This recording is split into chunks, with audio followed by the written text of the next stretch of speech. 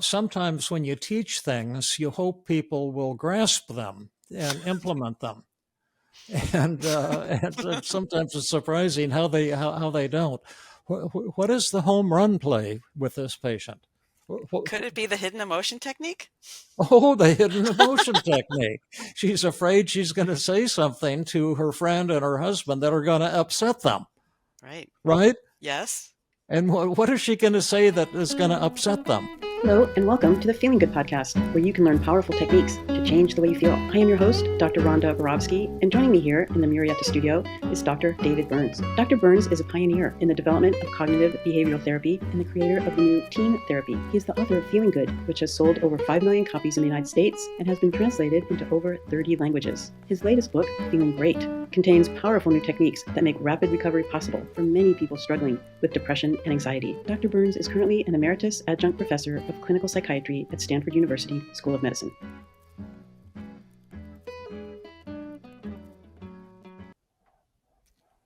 Hello, Rhonda.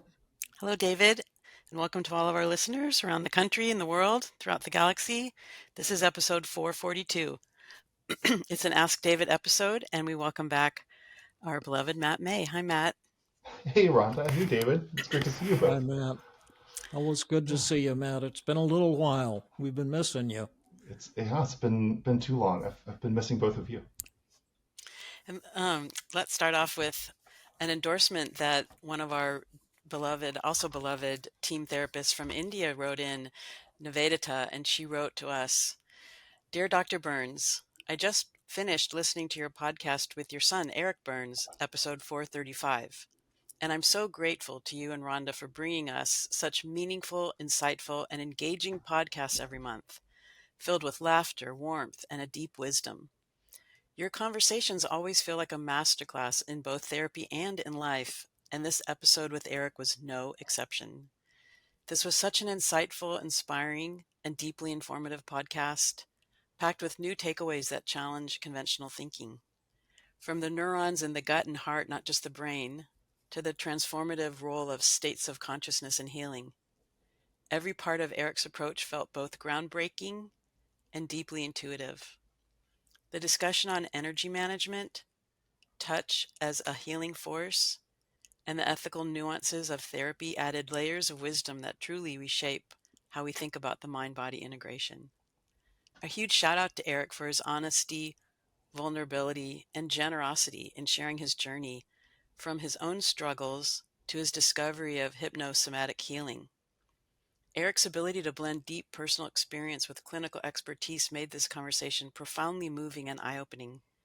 Thank you, Eric, for your courage and authenticity in bringing this work to the world. Warmest of regards to the three of you. Nivedita.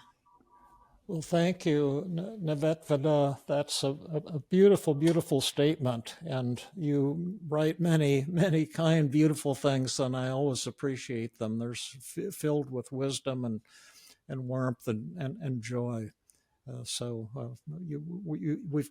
You've got quite a few fans here, I think. Yeah. And so shall we dive into our Ask David questions?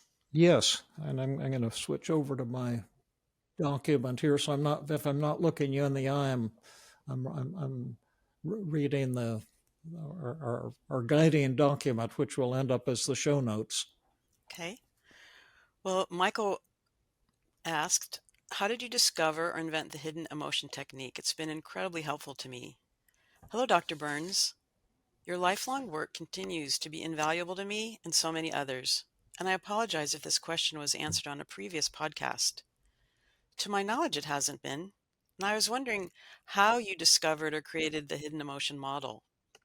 I recently struggled with inexplicable death anxiety that came on every single night since college started, and I was at a loss until I remembered the hidden emotion model, and I wondered if there was something I wasn't acknowledging. Sure enough, I discovered I was actually quite resentful of my new schedule, not allowing me to easily fit the gym into my schedule unless I wanted to forego valuable sleep. Once I had addressed this resentment, the death anxiety vanished. I would love to know how this wonderful technique became part of your phenomenal practice. Sincerely, Michael. Well, why don't I answer it directly, and then we can build on it a little bit and get Matt's input and your input, Rhonda. But when, when I wrote Feeling Good, we were all kind of on a high because I was seeing, although everyone wasn't helped by cognitive therapy, an awful lot of depressed patients were helped dramatically by cognitive therapy and what now has evolved into team CBT. And so there was a natural inclination to try it out with other kinds of problems. And one of those was anxiety. And when I did all the typical things when I was treating patients who came in with anxiety, like I would do a daily mood log and see what their negative thoughts and feelings were. And then I was also very familiar with exposure techniques, so I would use exposure techniques. But I found that my success rate with people with anxiety disorders was substantially less than with depression. Hmm. And I had an awful lot of people who would get, everyone would improve, but that's not what I'm looking for in anxiety. I'm looking for a complete elimination of symptoms. And I only saw that in, maybe 40 or 50% of people, and the others would improve, and then they'd get stuck. Hmm. And it was very clear in my mind that there was something different about the treatment of anxiety versus depression. A lot of the depression techniques worked then, and cognitive distortions and externalization of voices and all that wonderful stuff was helpful. But often cognitive techniques plus exposure techniques fell short. That people would get 50% improved or 60% improved, but then they'd get stuck. And I kept asking myself, why is this? Why isn't it working as well with anxiety? And it was actually a patient who tipped me off. She wasn't trying to teach me, but we were puzzling through something. And I wrote about her in my book, When Panic Attacks. And if you've heard the story before, I have to apologize. Is this Alicia? I'm sorry? Is this the patient, Alicia?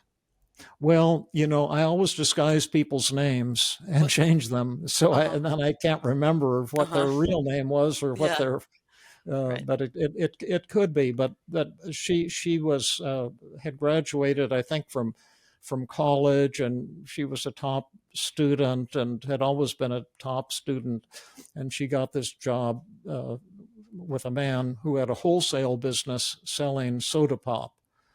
And he just started this business, and she said they were very successful, and she had a wonderful boss, and but she started having this problems of kind of getting panic attacks at work, because every time he would walk past her desk, she would start to panic and get upset to her stomach and be afraid that she'd start, vomiting. And then she'd have to go into the ladies' room, and they had a couch in there, and lie down and try to get over her nausea. And eventually she'd have to go home sick.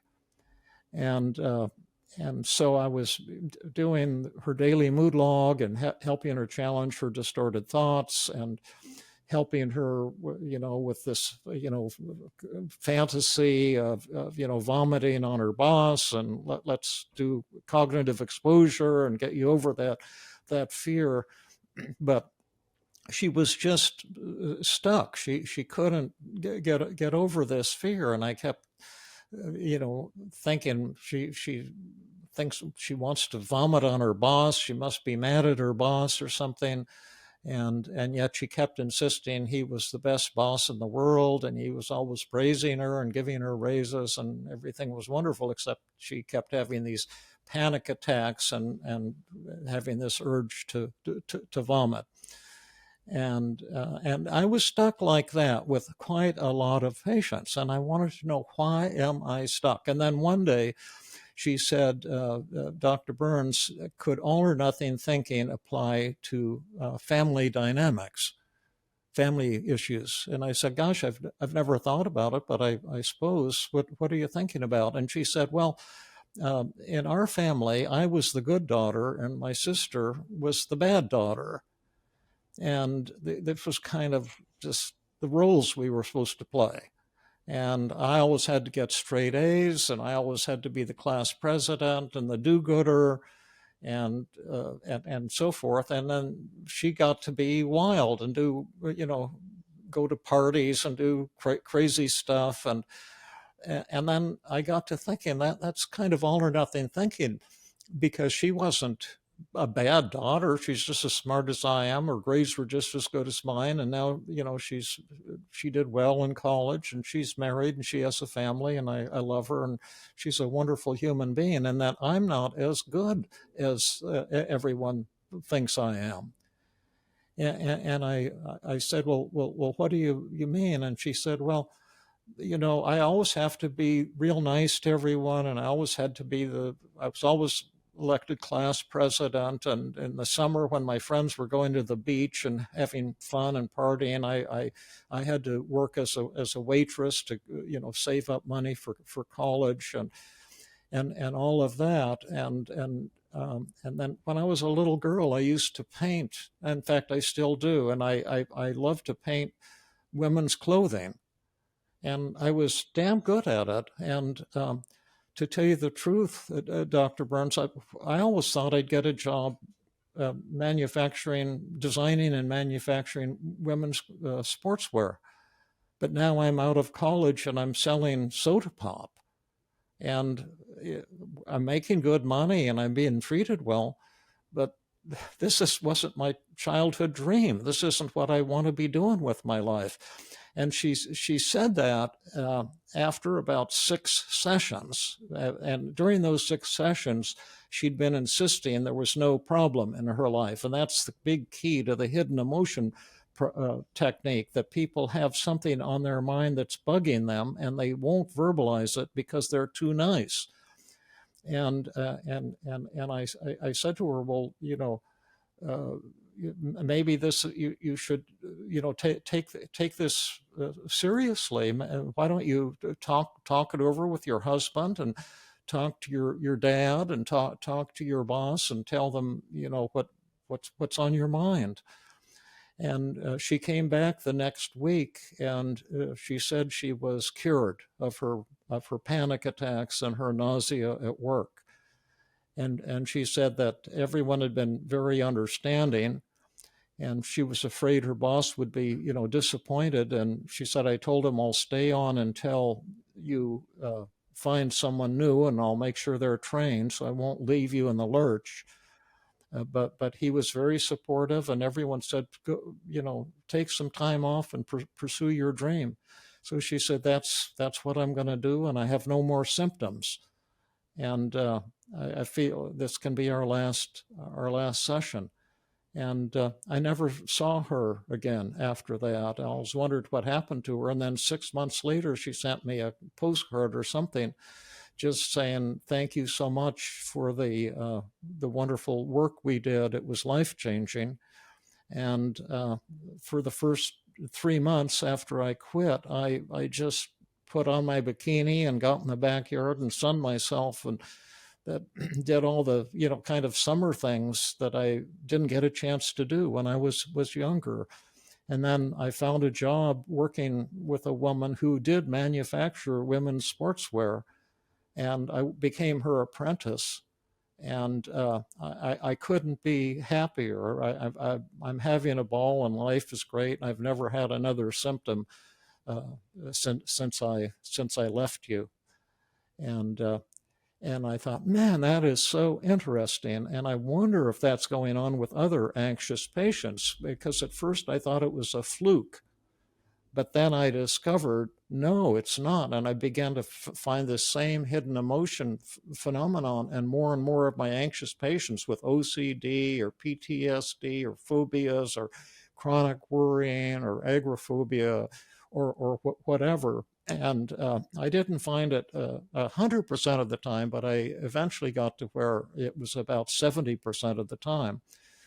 And it was always, in my experience, it's just been tremendously helpful for people, but it's very hard to get them to figure out what's bothering them because by definition they're too nice, and so they don't want to face the fact that they're resentful towards somebody or pissed off at something or wanting to change something in their life because they're trying so hard to please people. And so that's the history of how the hidden emotion model came into existence.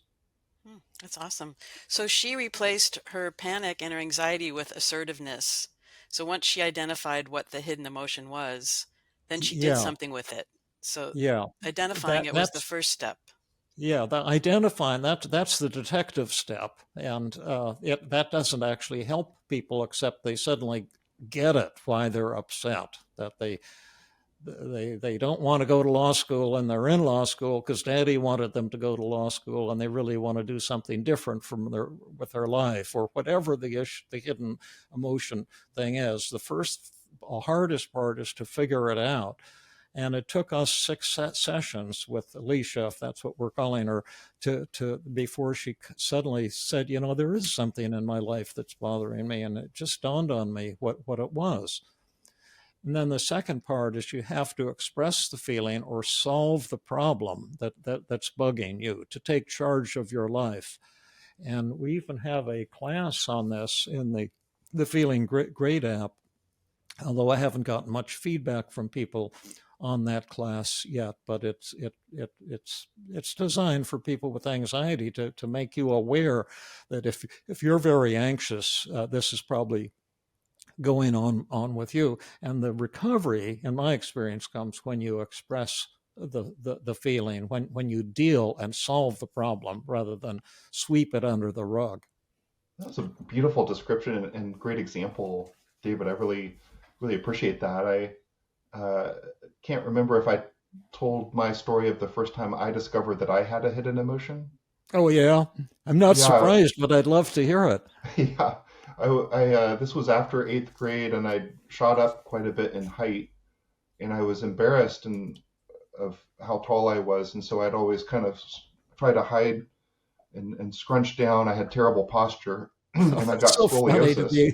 to be embarrassed or ashamed of being tall. Some people would die to be in that position. Yeah, I was just sort of a shy, awkward person, and so I felt different, and so I was trying to hide my height.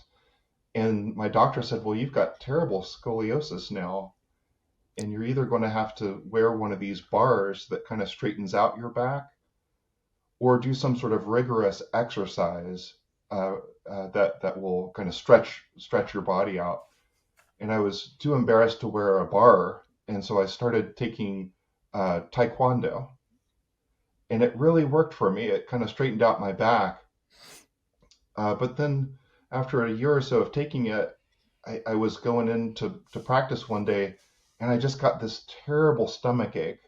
I felt just awful, and I tried to get out of the car. I couldn't even get out of the car.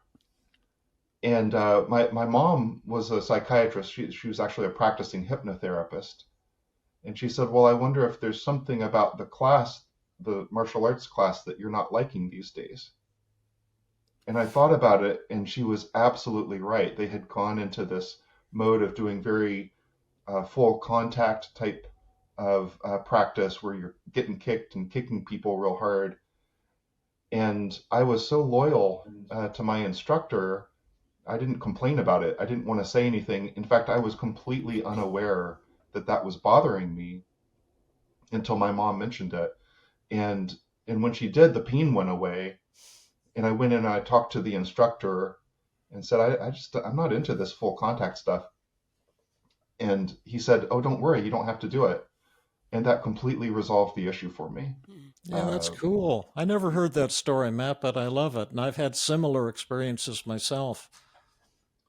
yeah, it is interesting how it was completely out of my consciousness. I had no Yeah. awareness of that conflict was going on at all. but I was very aware of the pain in my Yeah. side. And this is Um, where we have to tilt our cap a little bit to Sigmund Freud, who talked about the conscious and the subconscious, that there's two levels of consciousness at least, and that you can have consciousness that you're not aware of. Your brain can know things, and part of the hidden emotion model too is that the symptoms you get is the brain's attempt to talk to you in poetry. See, the subconscious can't speak in language the way we're talking now. So it has to give you the information symbolically. And so, what do you think the symbolic meaning of when you couldn't get out of your car and you were sick to your stomach? What was your body trying to tell you? well, I think it was almost like a memory of getting kicked in the gut multiple times in Yeah, previous classes, and not wanting to re-experience that, but right. also not wanting to let down my instructor. I think that was the conflict. Yeah. Yeah, I didn't want to let them down so you can get sick and bow out because you're sick. So he Yeah, can't get mad at you for that. But what the symptoms are saying is this class makes me sick. right, right. Yeah, And it's learning to listen to the music of your body, what your body is trying to tell you with various symptoms that kind of suddenly seem to come out of the blue and are associated with a great deal of anxiety. yeah. Now we need a wise person to put all of this together in a way that our audience will be astonished by and grateful for. And Rhonda will now do that. Oh, I don't know if I'm a wise person, but what struck me about that story, David, is a lot of therapists, me included, who would have worked with Alicia, would have thought, "Oh, that was an interesting experience," and moved on to the next client. But you thought, "Oh, that was an interesting experience. I think that's a new technique, and let me try it on other people, and let me think about how I could help other people with anxiety, and now let me write about it and share it with the world." So Thank I you. appreciate that you took this one patient and you broadened it to the rest of us. Yeah, those are really kind words. Thank you for that, Rhonda. And another thing about it is to be thinking about our work while we're doing it so we can learn. Because one thing I like about being a therapist, it's a lifelong learning process because every new patient I treat is a challenge. And it's a way of each person responds to something different. Each person has a unique slant on things, and that makes the work, it's not just like applying techniques or step by step, but you have to kind of grasp where the patient is at and what's the key to this person's recovery. And to me that's always required a lot of thinking and intellectual conceptualization. But then when you get it and see the person recover completely, that's that is so gratifying. And I never had that hardly ever as a resident because the techniques I was taught as a resident weren't curative. Uh, in fact, we were told it's an ethics violation even to use the word cure. We weren't allowed to. Wow. That's kind of sad. Well, it Like, What? why protects were you, people coming to therapy? Or why are people Yeah, coming to see you if not to be cured? Like if you had a heart yeah, problem, you'd go to a cardiologist and then you'd hope to be cured. yeah. Well, the other Well, thing I'd want to anyway, say is what else you write about in When Panic Attacks is that there are four models for working with someone who has anxiety, and hidden emotion is one of them, in addition to the cognitive model and the exposure model, and of course the biological model. And I'm wondering with you, well, that's not the fourth. The biologic is not the fourth. That's not one of the models. well, that's not the model you well, what's the model what's the fourth model? The motivational Oh, model, motivational. Yeah. the outcome and process resistance, and how you deal with that, especially with anxiety. The process resistance is the exposure. Are they willing to do exposure if we agree to work with them? And so my question would be, with each patient, do you use each model? Like, do you go, well, I'm going to try the cognitive model with her, and if this doesn't work, then I'll try the motivational model. If that doesn't work, I'll do hidden emotion. And if that doesn't work, I'll do exposure. Or do you, No, not at what do you all. do? Hmm. I start out with the cognitive and motivate and outcome and process resistance models. I always start out with the daily mood log because no matter how anxious they are, they have a lot of feelings to record on the daily mood log. In addition to anxiety, they'll often be angry or depressed or ashamed or hopeless or, feeling inferior and inadequate. And so in the positive reframing, we're looking at the positives behind those symptoms, and that's huge. And then in the process resistance is at the beginning with every patient. I don't accept an anxious patient unless they're willing to include exposure as a part of the treatment. And so that's incredibly important as well. So I do the cognitive with everybody. I get the mood log so I can generate a recovery circle, see what their negative thoughts are. It's kind of a great investigational tool because it shows you exactly what's going on inside that person's head. And I think that therapists who don't use the daily mood log, and I would say 9 out of 10 of them have never heard of it and couldn't care less, are screwed because you're just missing out on all of the important information. And so the daily mood log, the cognitive model, and challenging the distorted thoughts, that's helpful for all anxious patients. But the hidden emotion is an important part. And I think about that if the person is beginning to seem stuck, just like Alicia was, like, is there something I'm missing here? Another example or vignette that you described once, David, that taught me something about when to focus more on hidden emotion was if there's really no basis for why there would be a phobia based on avoidance. So you shared a case of an elderly woman on a farm who suddenly developed a fear of snakes. Oh, I forgot that You, story. Thank you, Matt.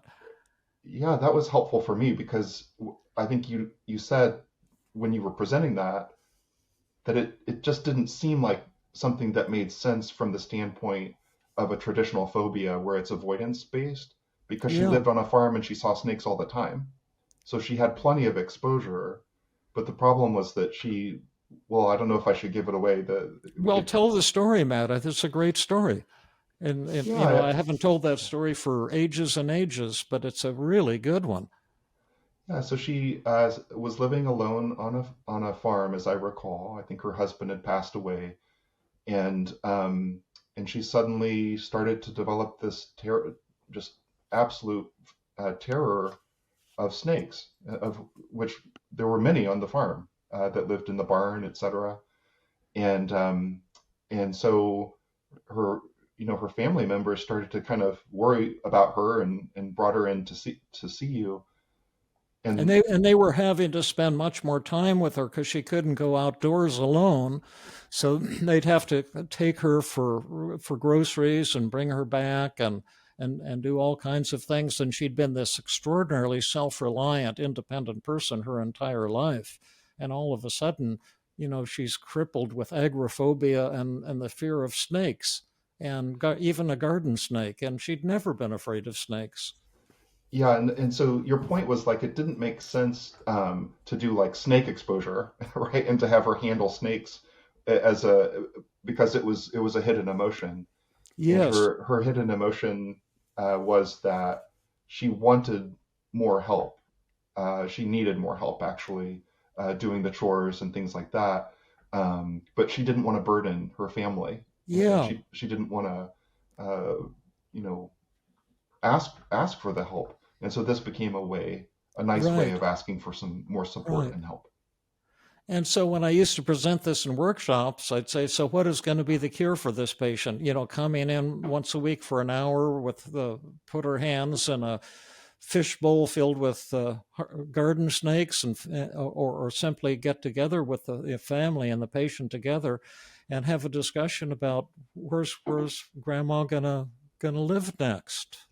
Yeah. She's come to the point where she can't live independently and and sure enough, that discussion took place, and they were all a very loving family, and got some answers to those questions, and suddenly she didn't have a fear of snakes anymore. Yeah, thank you, Matt, for that, bringing up that story. Oh, thank you for telling and teaching that to me. I appreciate it. Nice. Should we go on to the next one? Yeah, uh-huh. This is a question from Janie, and she asked, how can I, she's a therapist, and she asked, how can I help a patient who ruminates? My client ruminates, that is, she experiences repetitive thoughts about conversations and gets stuck in the negative feelings that come from dwelling on those thoughts and conversations.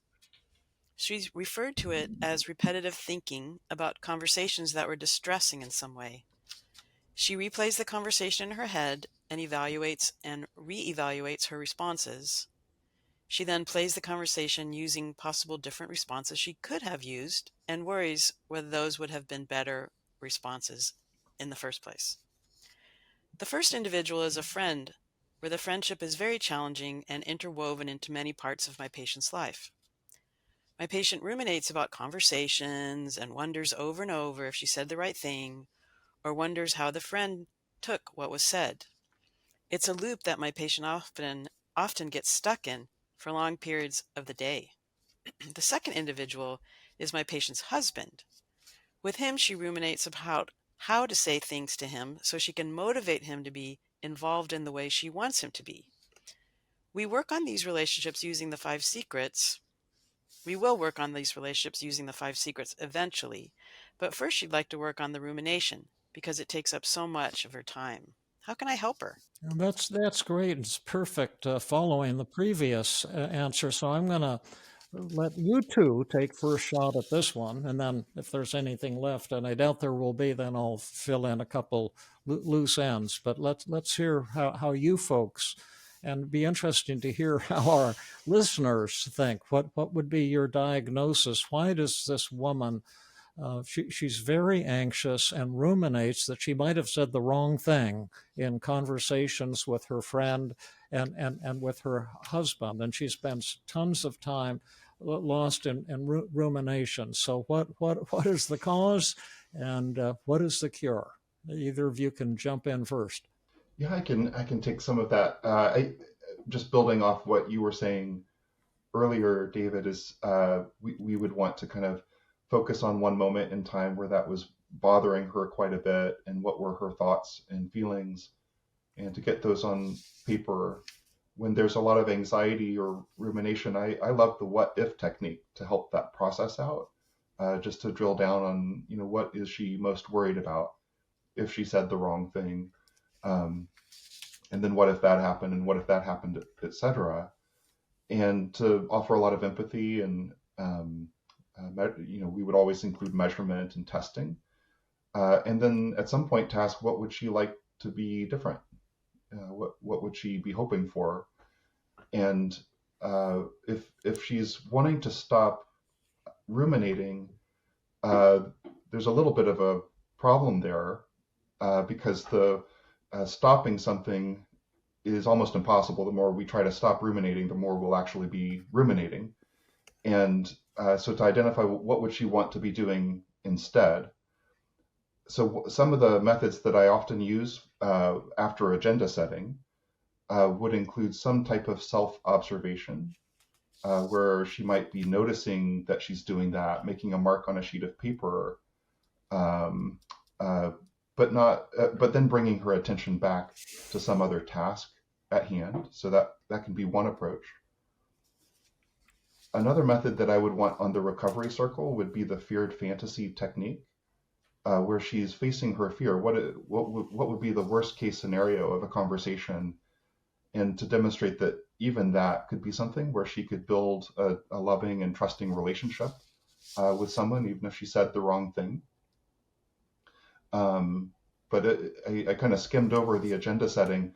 That's probably where a lot of the real work will get done, where we notice that her values are to be kind to other people, and to be thoughtful and considerate, and she cares a lot about her relationships, and she wants to say the right thing, and she has a very high standard for herself, And so why would we be changing that about her?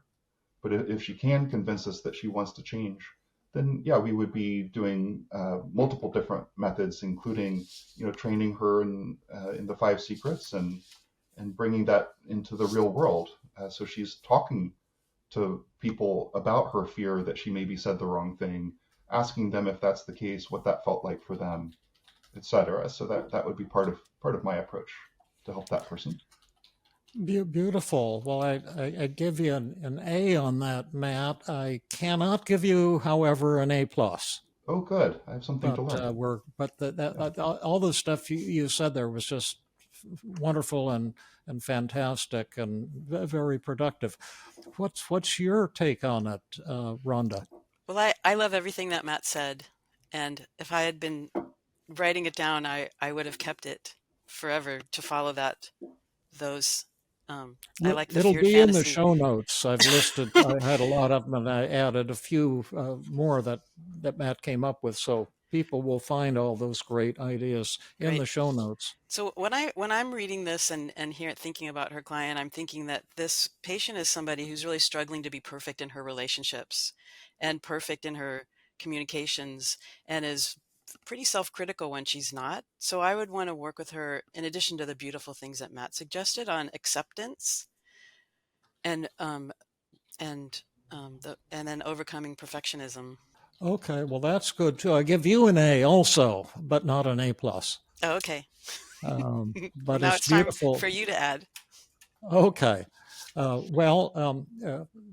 Sometimes when you teach things, you hope people will grasp them and implement them. And sometimes it's surprising how they don't. What is the home run play with this patient? Could it be the hidden emotion technique? Oh, the hidden emotion technique. She's afraid she's going to say something to her friend and her husband that are going to upset them, Right. right? Yes. And what is she going to say that is going to upset them? Is she afraid she's going to say, "Oh, I love you, and I'm so grateful to have this relationship"? Is that what she's afraid she's going to blurt out? No. Are you saying it No. might What be a is it? hidden emotion? Yeah. Could What is the hidden emotion? she's afraid she'll hurt them? Or maybe she's Yes. afraid Now, she'll why make them would she be afraid she'll hurt them? What kind of emotion would make her want to hurt them? if she's angry?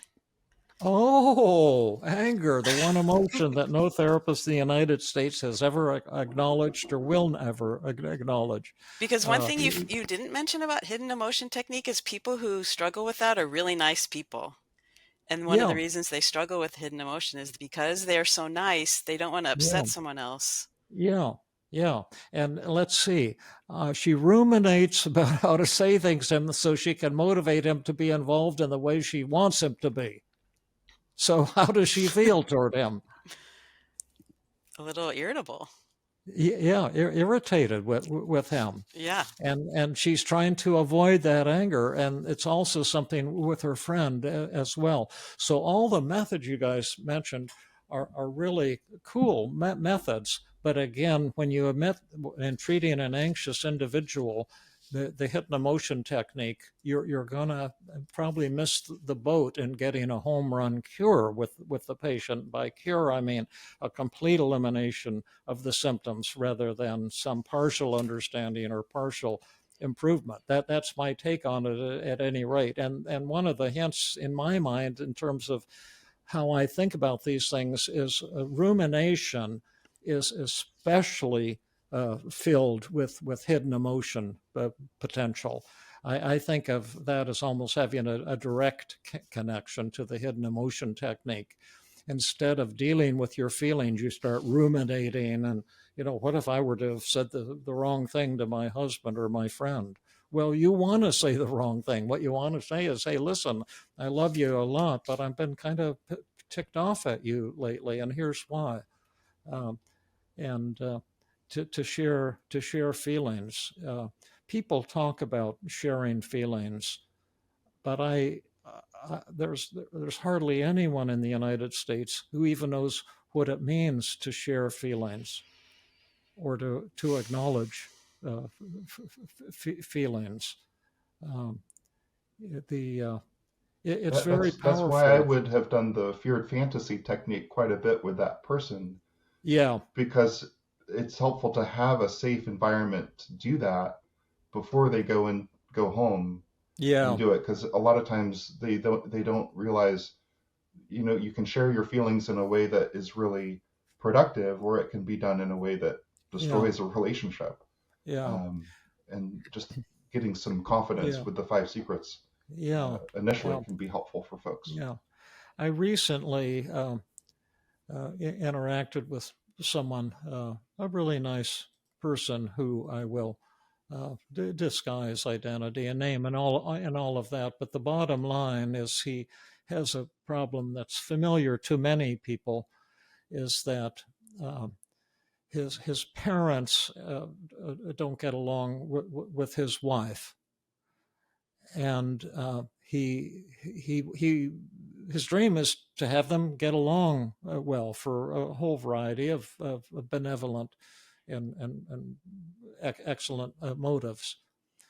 But and this is an extraordinarily intelligent fellow who is a huge advocate of team and five secrets and our app and everything like that.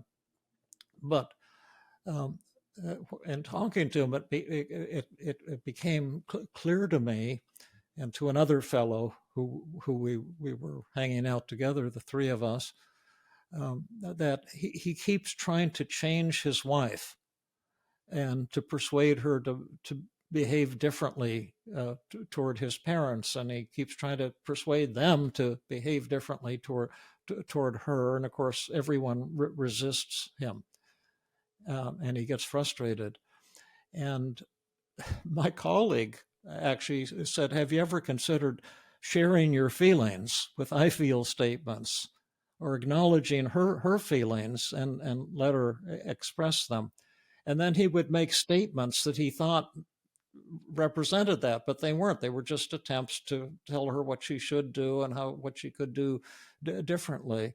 And we finally had to just demonstrate to him and then do role reversals over and over again to maybe say like an I feel statement. I feel so sad that you resent my parents, but at the same time I can understand how claustrophobic you must feel because you like your space, and when they come over they're kind of intrusive, and you like to be in the kitchen alone, and then my mother is always in there, saying how things should be done, and I can imagine you're angry with them, and tell me what it's like for you, and I'm sad too because I love you and I love them, and it hurts me when I see so much tension between them.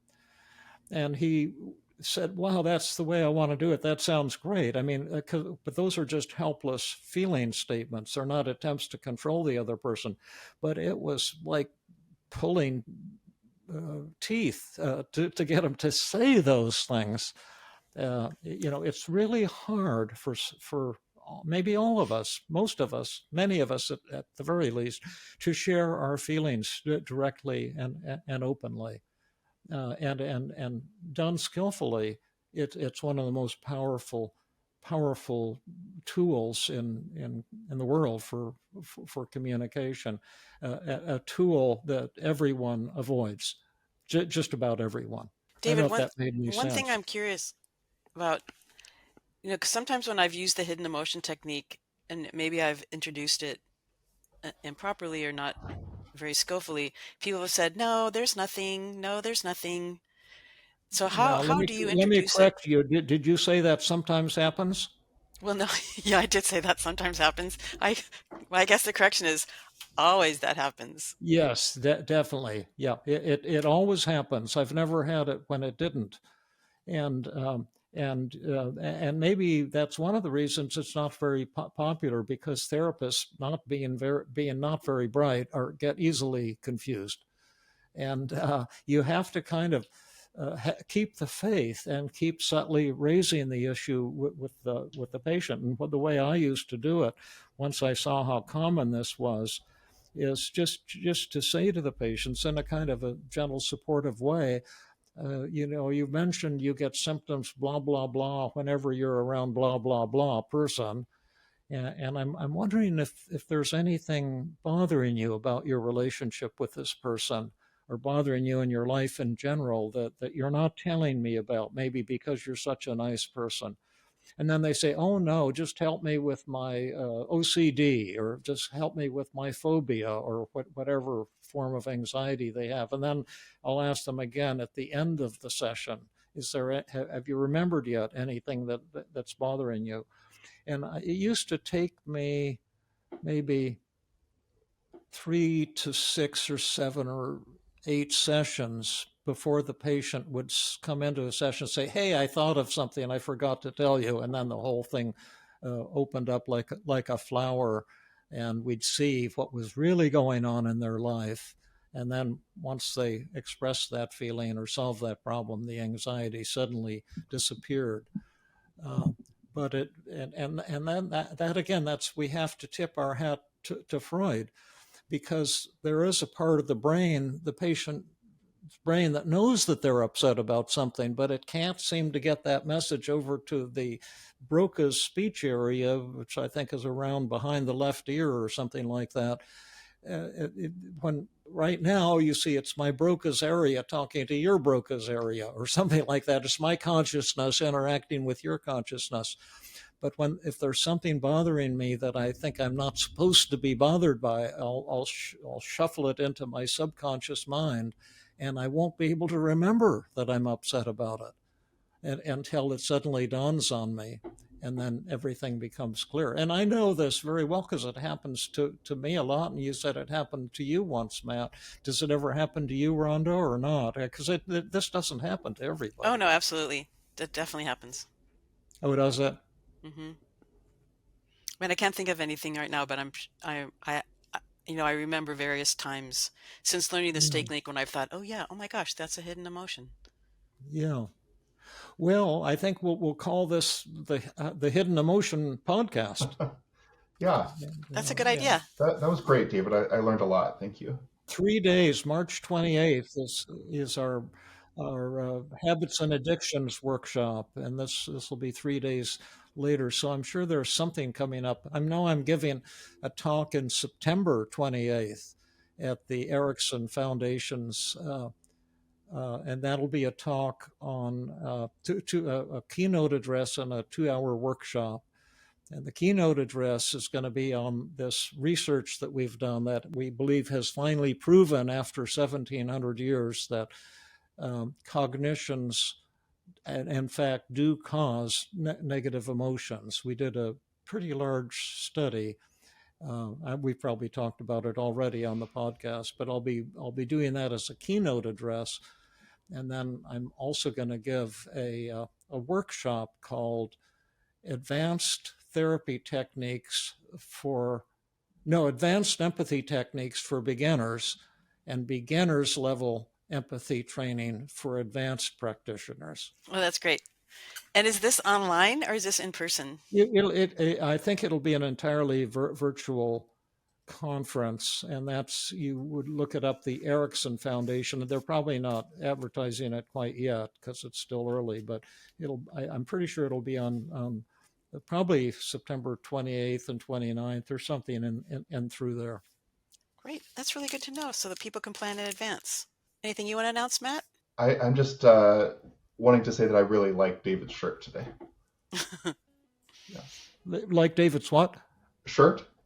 What you're wearing. Oh, my shirt. Oh, thank you. Yes. Well, I slept. I usually, sleep in something, and then I come in my pajamas and do a podcast or Zoom meetings all day long, knowing we'll notice I'm in pajamas. And the T-shirt is one that I slept in last night right here. Oh, is that right? So I found this shirt that has some orange in it. I thought it might match, but thanks for the nice comment, Matt. Yeah, you're looking sharp. Thanks. Okay, then thank you, Matt, for your wisdom. Thank you, David. And Matt, we'll see you in April. Yeah, thanks for having me on the show. And thank you all. We love you all, and keep the questions coming, and we deeply appreciate your support.